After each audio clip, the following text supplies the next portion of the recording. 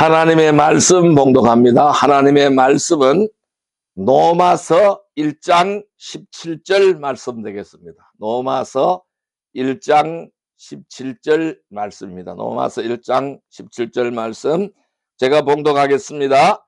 복음에는 하나님의 의가 나타나서 믿음으로 믿음에 이르게 하나니 기록된 바 오직 의인은 믿음으로 말미암아 살리라 함과 같으니라. 아멘. 오늘 하나님께서는 로마서 1장 17절의 말씀을 우리에게 허락해 주셨습니다. 오늘 같이 은혜 받고자 하는 말씀은 오직 믿음, 오직 은혜, 오직 말씀이라는 제목이 되겠습니다. 이 부제로는 복음으로 돌아가는 교회라는 제목으로 은혜를 나누고자 합니다. 여러분, 오늘은 종교개혁 508주년 기념주일입니다. 이 종교개혁은 16세기 유럽에서 일어난 단순한 교회사적인 사건이 아닌 것입니다. 그것은 교회가 복음의 본질을 다시 붙잡기 시작하는 신앙의 대전환이었다라고 말씀드릴 수가 있습니다. 당시 교회는 면죄부의 판매, 그리고 성직의 매매, 성경보다는 전통을 우선시하는 등 복음에서 멀어져 있었습니다. 복음의 길보다 정반대의 길로 가고 있었다라는 말씀입니다. 그래서 이 마르틴 루터는 오늘 읽었던 우리 본문의 말씀인 로마서 1장 17절의 말씀을 통해서 오직 의인은 믿음으로 말미암아 살리라 라는 진리를 이 성경을 주석하다가 로마서를 주석을 하다가 발견하게 되었습니다. 그래서 이 교회의 타락에 맞서서 복음의 본질을 회복하고자 한 운동이 바로 종교개혁이었습니다. 이 루터가 1517년에 비텐베르크 성당에 붙인 95개조의 항의문입니다. 이 반박문입니다. 이것은 단순한 항의가 아니었습니다. 교회가 끊임없이 복음 앞에 서야 한다라는 개혁의 시작이었습니다. 그래서 종교개혁의 불을 당기기 시작한 것입니다. 그 정신은 교회는 항상 개혁되어져야 한다라는 고백으로 이어져 내려온 것입니다. 이는 과거의 교회뿐만 아닙니다. 오늘날의 교회도 적용되는 진리가 되는 것입니다.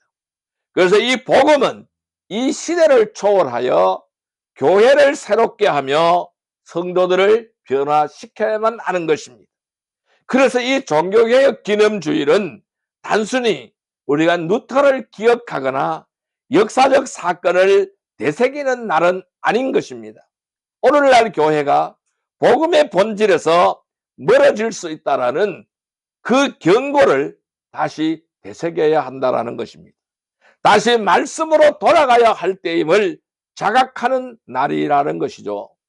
그래서 우리는 이 날을 통해서 복음의 중심으로 돌아가고 믿음과 은혜의 말씀 위에 교회를 세워야 할 사명을 확인하게 되는 것입니다. 복음으로 돌아가는 교회, 개혁자로 살아가는 성도들이 되시기를 주님의 이름으로 축복합니다. 자, 그렇다면은 복음으로 돌아가는 교회, 개혁자로 살아가는 성도가 되려면은 우리는 어떻게 해야 될까요? 자, 첫째, 우리는 이 오직 믿음이라는 단어를 기억해야 됩니다. 우리는 오직 믿음으로 살아가야 됩니다. 오직 믿음이라는 것은 무엇을 말할까요? 인간의 의가 아닌 하나님의 의로 살아가야 된다는 것입니다. 인본주의가 아닌 신본주의로 살아가야 된다는 것입니다. 사람의 말이 아니라, 사람의 전통이 아니라, 사람의 유전이 아니라 하나님의 말씀, 하나님의 뜻, 하나님의 진리로 살아가야 된다는 말씀입니다. 자, 오늘 본문의 말씀을 다시 한번 볼까요? 로마서 1장 17절의 말씀입니다. 제가 읽습니다. 복음에는 하나님의 의가 나타나서 믿음에서 믿음에 이르게 하나니 기록된 바 오직 의인은 믿음으로 말미암아 살리라 함과 같으니라. 이렇게 설명하고 있습니다. 그러면은 믿음은 무엇일까요? 이 믿음은 어떻게 생길까요? 이 믿음은 인간의 공로가 아닌 것입니다. 하나님의 선물이라는 것입니다. 인간의 의가 아니라, 인간의 공로가 아니라 하나님의 은혜의 선물이 바로 믿음이라는 것입니다. 이 종교개혁 이전에 교회는 구원을 얻기 위해서 인간의 행위와 공로를 강조했습니다. 인간의 행위와 공로를 강조했습니다. 무슨 말씀일까요? 행위 구원론을 따라갔다라는 것이죠. 그래서 그 당시의 교회, 이 가톨릭 교회는 인간의 행위를 강조하고 인간의 공로를 이 구원의 조건으로 내세웠다라는 것입니다. 그래서 면죄부를 판매합니다.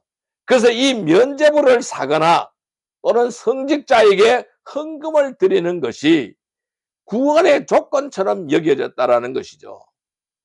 에베소서 2장 8절 9절 말씀에 보면은 이렇게 설명하잖아요.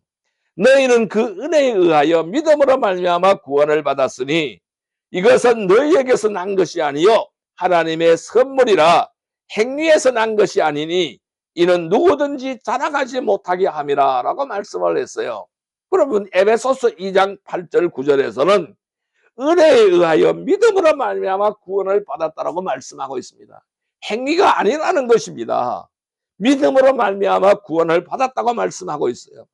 이것은 너희들한테서 난 것이 아니다. 우리 인간에서 난 것이 아니라는 거예요. 하나님의 선물이라고 설명하고 있는 것입니다. 그래서 행위에서 난 것이 아니기 때문에 누구든지 자랑하지 못하게 한다라고 설명을 했습니다. 그래서 이 누턴은 성경을 통해서 믿음이 인간의 노력에서 비롯된 것이 아니라는 것을 깨닫기 시작하는 것이죠.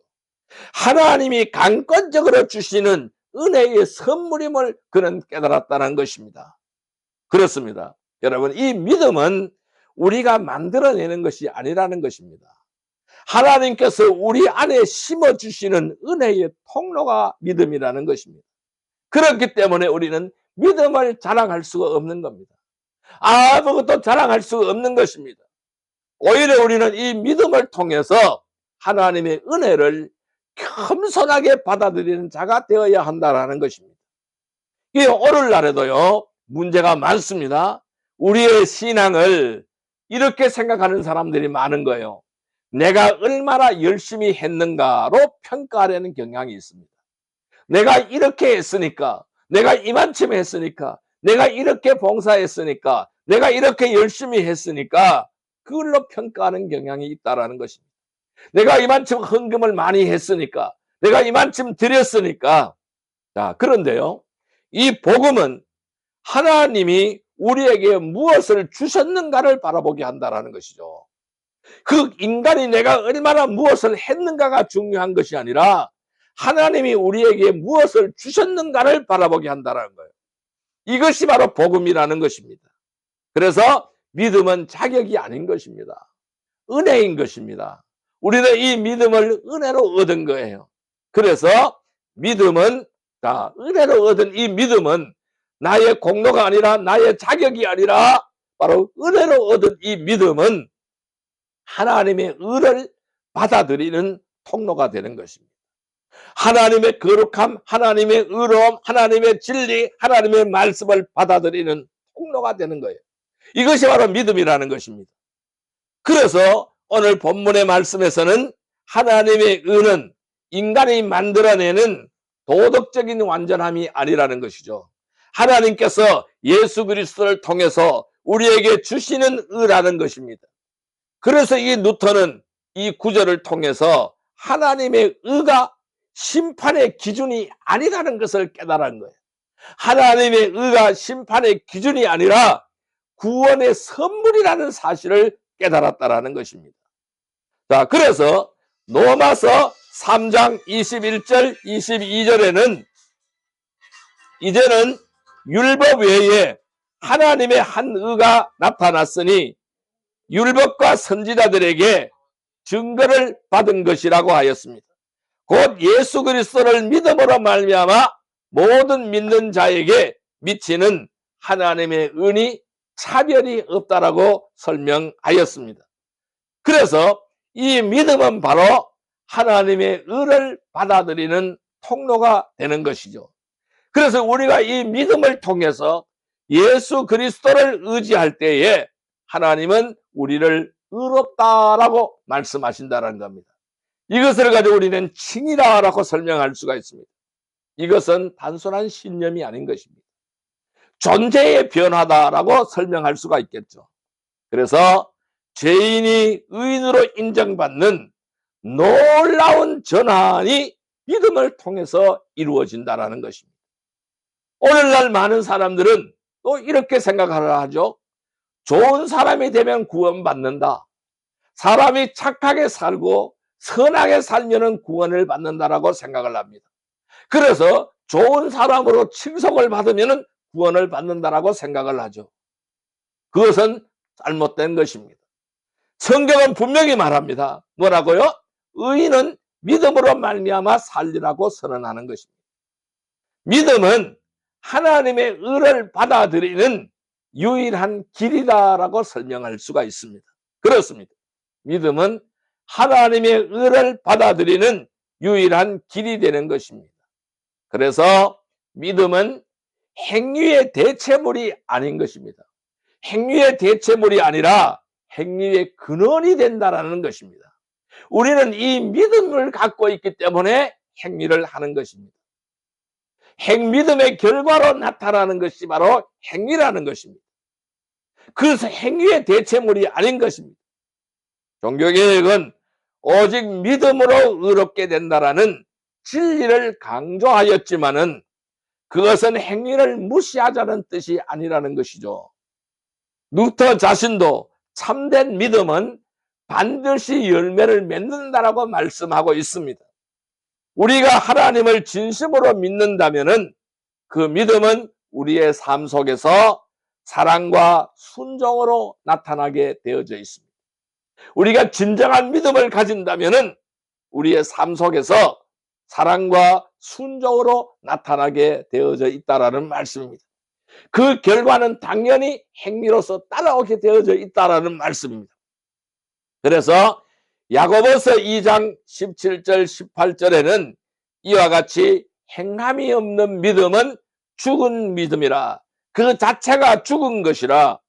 행함이 없는 내 믿음을 행함이 없는 내 믿음을 내게 보이라. 나는 행함으로 내 믿음을 내게 보이리라 라고 말씀을 하고 있습니다. 그래서 이 야고보서의 말씀은 믿음과 행위가 분리가 될 수 없음을 설명하고 있는 것입니다. 그렇습니다. 여러분, 믿음은 무엇일까요? 나의 내면의 고백입니다. 나의 내면의 고백일 뿐만 아니라 외면의 실천으로 이어져야 된다는 것이죠. 오늘날 우리는 믿기만 하면 된다라는 구호 속에 행위 없는 신앙에 안주할 위험이 많이 있습니다. 그러나 참된 믿음은 어떻게 되어야 될까요? 반드시 삶의 변화로 이어져야 된다는 것입니다. 믿음은 행동을 낳는 뿌리가 되어진다는 것입니다. 그래서 이 믿음은 고난 속에서도 하나님을 붙드는 신뢰가 바로 믿음인 것입니다. 믿음은 단순히 교리적인 동의어가 아닌 것입니다. 삶의 모든 순간에서 하나님을 신뢰하는 태도가 믿음인 것입니다. 특별히 고난과 불확실함 속에서 믿음은 더욱 빛이 나는 것입니다. 히브리서 11장 1절, 히브리서 11장 6절에는 이렇게 설명을 했어요. 믿음은 바라는 것들의 실상이요 보이지 않는 것들의 증거니. 또 11장 6절은 믿음이 없이는 하나님을 기쁘시게 하지 못하나니, 이렇게 설명을 하고 있습니다. 그렇습니다. 이 히브리서 11장은 믿음의 사람들을 소개하고 있잖아요. 그들이 보이지 않는 하나님을 신뢰하며 살아갔다는 사실을 우리에게 보여주고 있습니다. 아브라함은 약속을 믿고 떠났고 모세는 고난을 선택하며 믿음을 따라갔습니다. 루터 역시 이 종교개혁의 길에서 수많은 박해와 위협을 받았지만은 나는 여기 서 있다. 나는 달리할 수 없다. 하나님이여 나를 도우소서라고 고백하며 믿음으로 그는 버텨갔습니다. 오늘날 우리의 삶도 어려움 속에서도 우리는 믿음을 선택을 해야 하는 것입니다. 믿음은 상황을 바꾸는 능력이 아니라 그 상황 속에서, 주어진 상황 속에서 하나님을 붙드는 신뢰가 바로 믿음이라는 것입니다. 믿음은 고난을 피하는 길이 아니라 그 고난 속에서도 하나님을 바라보는 눈이 바로 믿음이라는 것입니다. 그래서 이 첫 번째 대지의 말씀을 요약을 한다면은, 오직 믿음은 단순한 교리적 선언이 아닌 것입니다. 삶의 모든 영역에서 하나님을 신뢰하고 의지하는 실제적인 태도가 바로 믿음인 것입니다. 오직 믿음은 인간의 행위가 아니고 하나님의 의를 받아들이는 통로가 되는 것이고, 구원은 전적으로 하나님께 주시는 선물이라는 사실을 우리는 기억해야 됩니다. 그래서 참된 믿음은 고난 속에서도 하나님을 신뢰하며 삶의 변화로 열매를 맺어가야 되는 것입니다. 성도 여러분, 오직 믿음, 이 오직 믿음은 인간의 의가 아닌 하나님의 의로 무장하는 것입니다. 자신의 행위나 공로가 아닌 예수 그리스도를 믿는 믿음으로 하나님께 나아가시기를 바랍니다. 그래서 우리가 이 참된 믿음을 나의 삶 속에 실천을 하며 고난 속에서도 하나님을 신뢰하는 신앙을 가지시기를 주님의 이름으로 축복합니다. 오늘 이 말씀 속에서 두 번째 우리에게 주는 말씀은 바로 뭐냐면은 오직 은혜입니다. 첫 번째는 오직 믿음이고 두 번째는 오직 은혜입니다. 오직 은혜는 자격 없는 자에게 주어진 선물입니다. 나는 아무런 자격이 없는 거예요. 이 자격 없는 자에게 주어지는 하나님의 선물입니다. 그래서 우리는 오직 은혜로 살아가야 되는 것입니다. 로마서 5장 8절 말씀을 볼까요? 신약성경 245페이지 로마서 5장 8절 말씀입니다. 로마서 5장 8절의 말씀입니다. 제가 읽을까요? 우리가 아직 죄인 되었을 때에 그리스도께서 우리를 위하여 죽으심으로 하나님께서 우리에게 대한 자기의 사랑을 확증하셨느니라. 다시 한번 읽습니다. 우리가 아직 죄인 되었을 때에 그리스도께서 우리를 위하여 죽으심으로 하나님께서 우리에 대한 자기의 사랑을 확증하셨느니라 라고 말씀했어요. 그렇습니다. 은혜는 인간의 자격과 무관한 하나님의 전적인 선택 선물인 것입니다. 은혜는 인간의 자격이나 공로에 근거하지 않습니다. 내가 무엇을 이만큼 했기 때문에 주어지는 보답이 아니라는 것입니다. 하나님은 우리가 선해졌기 때문에 사랑하신 것이 아닙니다. 우리가 여전히 죄인 되었을 때에 하나님은 먼저 사랑하셨습니다. 읽었던 우리가 로마서 5장 8절에 우리가 아직 죄인 되었을 때에 그리스도께서 우리를 위하여 죽으셨다라고 말씀하셨어요. 하나님께서 그 그리스도의 죽음을 통해서 하나님께서 우리에 대한 자기의 사랑을 확정하셨다라고 설명하고 있습니다. 이것이 바로 은혜의 본질인 것입니다. 받을 자격이 없는 자에게 주어지는 하나님의 일방적인 호의, 이것이 바로 은혜인 것입니다. 종교개혁 이전의 교회는 은혜를 거래 가능한 것으로 만들었습니다. 여러분, 은혜는 거래가 아닌 것입니다. 면죄부를 사고 성직자에게 헌금을 드리면은 죄가 사해진다고 가르쳤습니다. 아닌 것입니다. 그러나 성경은 분명히 말씀하고 있습니다. 구원은 하나님의 전적인 선택이다. 인간의 행위로는 이를 얻을 수가 없다라고 분명히 못을 받고 있는 것이죠. 오늘날에도 우리는 은혜를 내가 잘했기 때문에, 내가 무엇을 했기 때문에 하나님이 나에게 주는 보상이라고 생각하면 안 되는 것입니다. 이것은 가장 큰 오해인 것입니다. 그러나 은혜는 무엇일까요? 자격 없는 자에게 주어진 선물입니다. 이 진리를 붙들 때에 우리는 하나님 앞에 겸손해질 수가 있어요. 그리고 감사할 수가 있는 것입니다. 또한 이 은혜는 무엇이냐 하면은 율법을 넘어선 하나님의 구원의 방식이 되는 것입니다. 율법은 인간의 행위를 통해 하나님께 나아가려는 길이었습니다. 그러나 인간은 율법을 온전히 지킬 수가 없는 것이죠. 하나님의 법을 따라갈 수가 없는 것이죠. 결국 율법의 역할은 죄를 드러내는 역할을 하는 것입니다.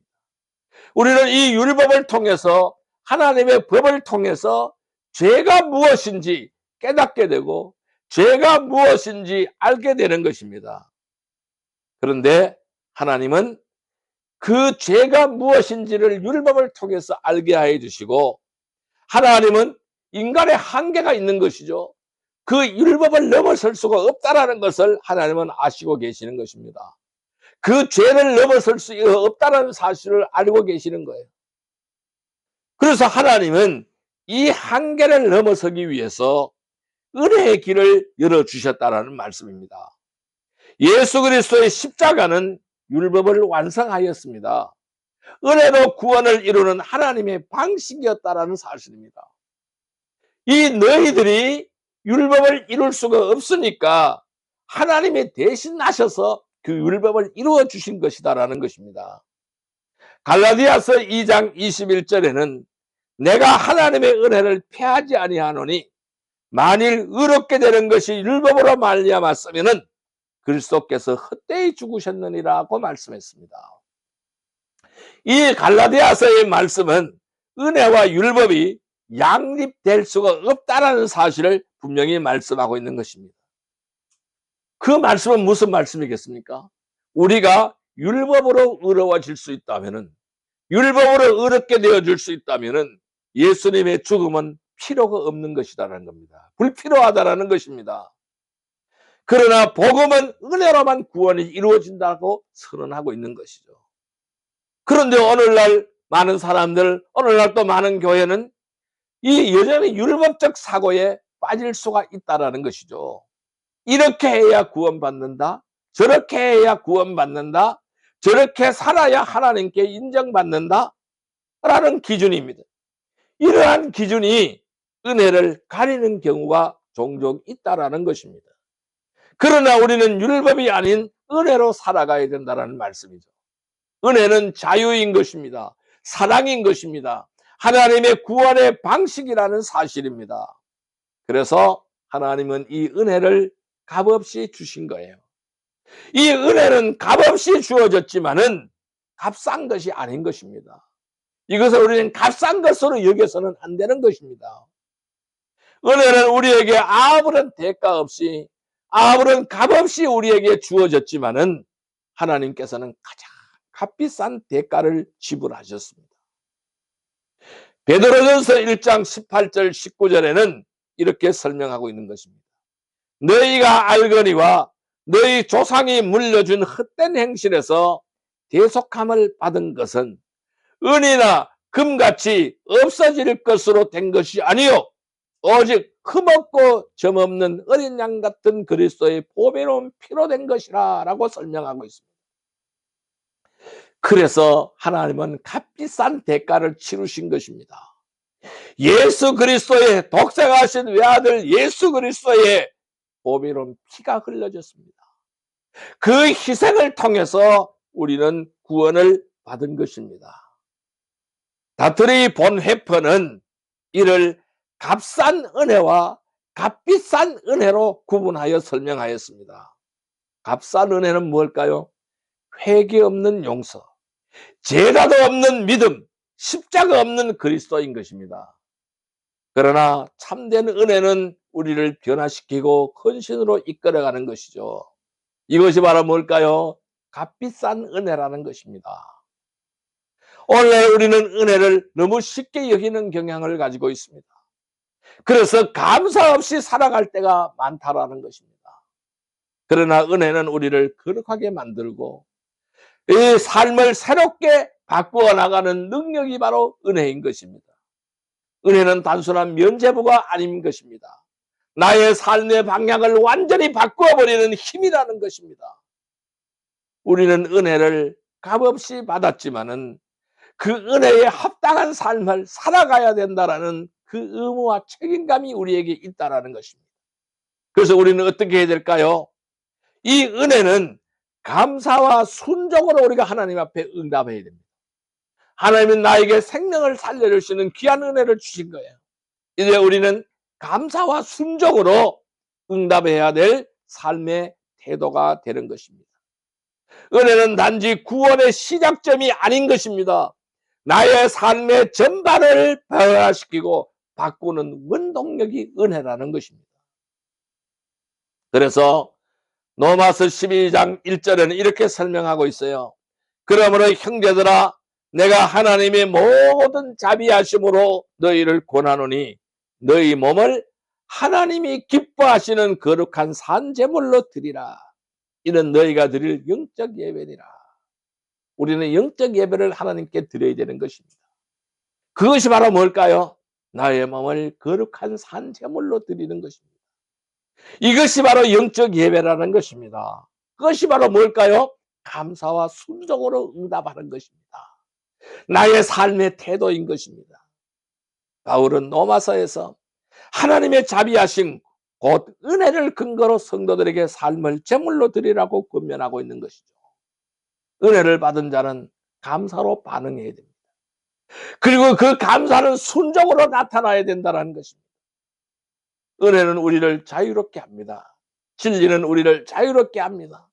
그렇지만은 그 자유는 방종이 아닌 것입니다. 동시에 거룩하게 만들어가는 것이 자유인 것입니다. 오늘날 많은 성도들이 은혜를 받았다고 말하면서 삶에서는 여전히 자기 중심적인 삶을 살아간다는 것이죠. 그러나 은혜는 삶의 방향을 완전히 하나님께로 돌리는 힘이 바로 은혜인 것입니다. 그래서 우리는 은혜에 합당한 삶을 살아가야 되는 것입니다. 하나님께 순종하고 이웃을 사랑하며 복음을 전하는 삶이죠. 이것이 바로 은혜에 합당한 삶이에요. 이것이 바로 나의 삶을 거룩한 제물로 드리는 삶이에요. 은혜는 단순히 용서가 아닌 것입니다. 새로운 삶의 시작인 것입니다. 변화의 삶을 살아가는 것입니다. 이 두 번째 대지의 말씀을 요약한다면은 이 오직 은혜라는 것은 단순한 교리적 개념이 아닌 것입니다.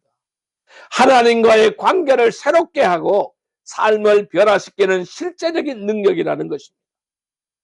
교회는 시대마다 복음 앞에 서서 말씀과 성령의 인도에 따라서 자신을 새롭게 해야 하는 것입니다. 진정한 개혁은 공동체의 변화와 지속적인 복음 중심의 삶을 통해서 이루어지는 것입니다. 성도 여러분, 오직 은혜, 자격 없는 자에게 주어지는 선물, 오직 은혜, 교회 공동체 안에서 말씀과 성령의 인도에 순종하며 복음 중심의 삶을 살아가시기를 바랍니다. 시대의 흐름에 휩싸이지 않고 복음 앞에서 자신을 점검하며 지속적으로 새로워져 나가기를 주님의 이름으로 축복합니다. 세 번째로 오늘 우리에게 주는 말씀은 무엇일까요? 오직 말씀입니다. 오직 말씀입니다. 오직 믿음, 오직 은혜. 세 번째는 오직 말씀입니다. 이 말씀은 신앙과 삶의 최종 권위가 되는 것입니다. 우리의 신앙과 우리의 삶의 최종 권위가 바로 말씀인 것입니다. 디모데후서 3장 16절 17절 말씀을 보겠습니다. 신약성경 346페이지입니다.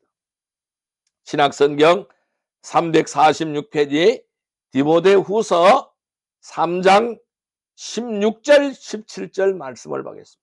디모데후서 3장 16절 17절 말씀 같이 읽겠습니다. 모든 성경은 하나님의 감동으로 된 것으로 교훈과 책망과 바르게 함과 의로 교육하기에 유익하니 이는 하나님의 사람으로 온전하게 하며 모든 선한 일을 행할 능력을 갖추게 하려 함이라 라고 말씀을 했습니다. 그렇습니다. 이 하나님의 말씀은요, 우리의 신앙과 삶의 절대적인 기준인 것입니다. 우리는 이 기준을 넘어서면 안 되는 것입니다. 성경은 단순한 종교적인 문서가 아닌 것입니다. 단순한 책이 아닌 것입니다.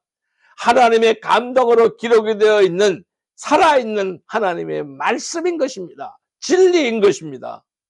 그래서 읽었던 디모데후서 3장 16절 17절에는 성경은 하나님의 감동으로 된 것이라고 말씀하셨어요. 교훈과 책망과 바르게 함과 의로 교육하기에 유익하다고 말씀하셨어요. 너는 하나님의 사람으로 온전하게 만든다고 말씀하셨습니다. 모든 선한 일을 행할 능력을 갖추게 하는 것이 바로 말씀이라고 말씀하셨습니다. 그렇습니다. 이 말씀은, 성경은 교훈과 책망, 바르게 함과 의로 교육하는 데 유익한 것입니다.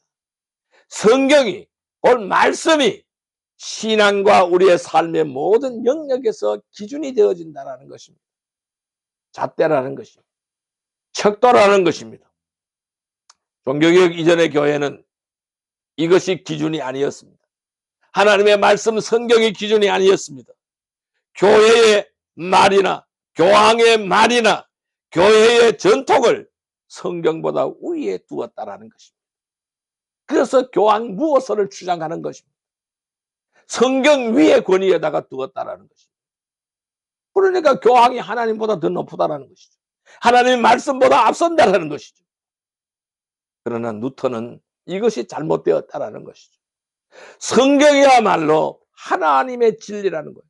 하나님의 뜻을 가장 분명하게 드러내는 권위라는 사실을 주장했습니다. 오늘날에도 우리는 다양한 기준 속에서 살아가고 있습니다. 세상의 가치 또는 세상의 감정, 여론, 문화가 우리의 판단을 뒤흔들어내고 있습니다. 그러나 성도는 말씀을 기준으로 삼아야 한다는 것입니다.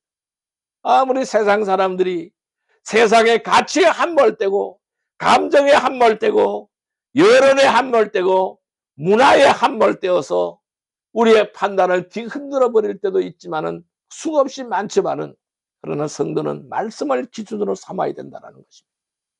말씀이 잣대가 되어야 된다는 것입니다. 말씀이 척도가 되어야 된다는 말씀입니다. 말씀은 우리가 무엇을 믿어야 하는지, 어떻게 살아야 하는지를 분명하게 알려주는 절대적인 기준이라는 것입니다.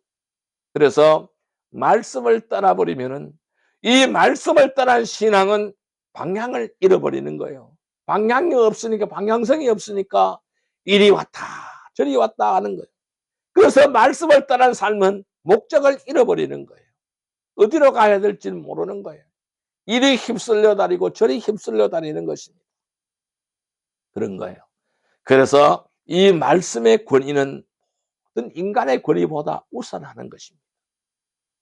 마태복음 15장 3절과 9절에 이렇게 설명을 했어요. 3절은 예수께서 대답하여 이르시되 너희는 어찌하여 너희의 전통으로 하나님의 계명을 범하느냐고 말씀했어요. 또한 9절에는 사람의 계명으로 교훈을 삼아 가르치니 나를 헛되이 경배하도다 라고 설명하고 있습니다. 예수님은 당시의 종교 지도자를 향하여 전통을 하나님의 계명보다 앞세우는 것을 책망하셨다라는 것이죠. 그래서 이 마태복음 15장에서는 예수님은 분명히 말씀하셨어요. 인간의 전통이 아니라 하나님의, 인간의 전통이 하나님의 말씀을 가릴 수가 없다라는 거예요. 그래서 종교개혁은 바로 이 예수님의 정신을 계승한 운동이 바로 종교개혁이었습니다. 루터는 교황의 권위나 교회의 전통이 성경을 대체할 수 없음을 선언했습니다. 나는 성경에 의하여 설득되어지지 않는 한, 무슨 말씀일까요? 말씀으로 내가 설득이 되지 않는 한 내 양심은 하나님의 말씀에 사로잡혀 있다라고 고백했습니다. 놀라운 고백입니다. 나는 성경에 의하여 설득되어지지 않는 한 내 양심은 하나님의 말씀에 사로잡혀 있다고 고백하는 것입니다. 말씀의 권위를 최우선으로 삼았다라는 것이죠. 오늘날에도 우리는 사람의 말, 유명한 인물의 주장, 교회의 관습을 무비판적으로 따르려는 유혹에 직면하게 되는 것입니다.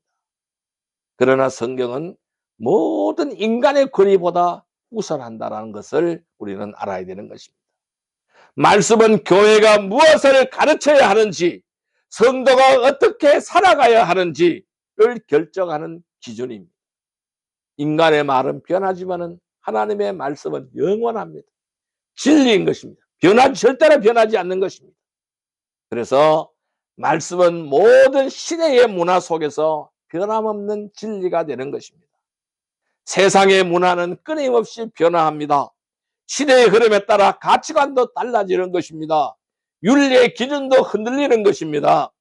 그러나 하나님의 말씀은 시대를 초월하여 변함없는 진리인 것입니다.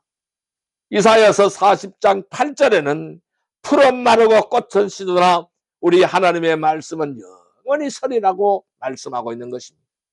이 말씀은 자연의 모든 것이 다 사라질지라도 하나님의 말씀은 영원히 서 있다라고 선언하는 것입니다. 이것은 단지 문장의 아름다움이 아닌 것입니다. 신앙의 근본을 지키는 선언이라는 것입니다. 종교개혁 당시에도 교회는 시대의 권력과 결탁하여 복음을 왜곡하였습니다. 루터는 그런 흐름에 맞서서 말씀의 영원성을 붙들었습니다. 오늘날 시대는 어떻습니까? 바로 시대의 권력들과 결탁을 해서 복음을 왜곡시키고 있습니다. 자유주의 신학이 난무하고 있습니다. 또 이 동성애를 합법화하고 있습니다. 다 하나님의 뜻에 바로 맞서는 것이죠.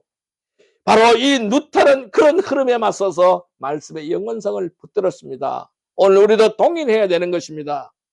오늘 우리는 지금 시대에는 이런 말씀이 맞지 않는다 아닌 것입니다. 현대적 해석이 필요하다 아닌 것입니다. 그러한 주장 속에서 말씀의 권위를 흔들려고 하는 시도들을 우리는 마주하고 있죠. 그러나 말씀은 시대를 초월한 진리인 것입니다. 과거에도 진리, 현재에도 진리, 미래에도 진리가 되는 것입니다. 성도는 말씀을 시대에 맞추는 것이 되어서는 안 되는 것입니다. 시대를 말씀에 비추어서 분별해야 하는 것이죠. 말씀은 문화보다 깊고 여론보다 강하고 감정보다 정확한 하나님의 기준이 되는 것입니다. 그래서 우리는 어떻게 해야 될까요? 말씀을 읽고 묵상하며 순종함으로써 뿌리를 내려야 하는 것입니다. 말씀은 단지 지식으로 머무는 것이 아닌 것입니다. 우리의 삶 속에 뿌리를 내려야 하는 것입니다. 시편 1편 2절 3절에는 이렇게 말씀하고 있습니다. 오직 여호와의 율법을 즐거워하며 그의 율법을 주야로 묵상하는 자는 2절의 말씀이죠. 3절에는 시냇가에 심은 나무가 철을 따라 열매를 맺으며 그 잎사귀가 마르지 아니한 같으니 그가 하는 모든 일이 형통하리로다. 시편 1편 3절의 말씀입니다. 여러분, 이 말씀을 즐거워하고 주야로 묵상하는 자는 시냇가에 심은 나무처럼 열매를 맺는다고 말씀하고 있는 것입니다.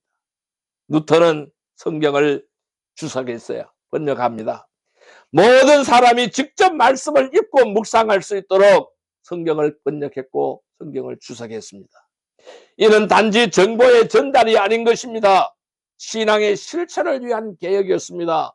이 성경을 모든 사람이 다 읽어야 된다는 것이죠. 모든 사람이 다 보아야 된다는 것입니다. 모든 사람이 다 읽고 묵상하고 순종해야 삶의 뿌리를 내린다는 것을 그는 주장했습니다.